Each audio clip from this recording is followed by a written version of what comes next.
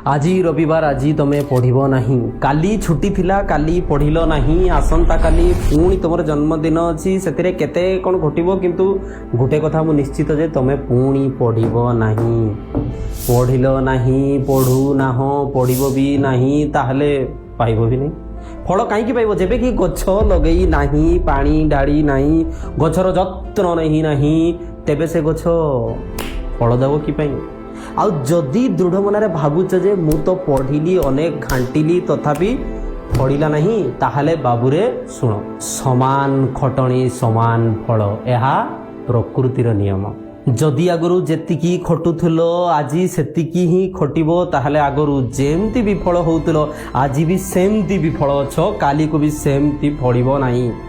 ମା କୁହେ ପରା, ବାବୁ ଯେତିକି ଚାଉଳ ସେତିକି ଚୁନା। ଯଦି ଏଥର ସଫଳ ହେବାର ଅଛି ତେବେ ବାବୁ ଉଠ, ଅଣ୍ଟା ଭିଡ଼, ସମୟ ଦେଖ ନାହିଁ, ଖଟି ଚାଲ। ସବୁଠୁ କଠିନ ବିଷୟଠୁ ଆରମ୍ଭ କର। ଆରେ ପାଠ କେବେ କଠିନ ନଥାଉ, ଆମେ ତରଳ ହେଇଯାଉ।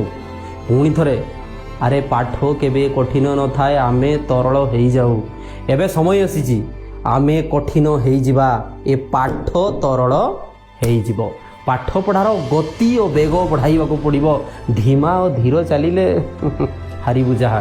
ଆରେ ସେ ଠେକୁଆ କଇଁଛ ଗପ ଛାଡ଼େ, କେବଳ ଗପରେ ହିଁ କଇଁଛ ଜିତିଥାଏ, ଅସଲ ଜୀବନରେ ପ୍ରଖର ଧାବକ ଠେକୁଆ ହିଁ ଜିତିବ। ତେଣୁ ବାବୁରେ, ପଢ଼ା ବହି ସାଙ୍ଗେ ସଙ୍ଗାତ ବସା, କଲମ ସାଙ୍ଗେ ସଙ୍ଗିନୀ କର, ଧନରେ ମୋର ମନେ ରଖ, ଖଟିବ ନାହିଁ ପାଇବ ନାହିଁ।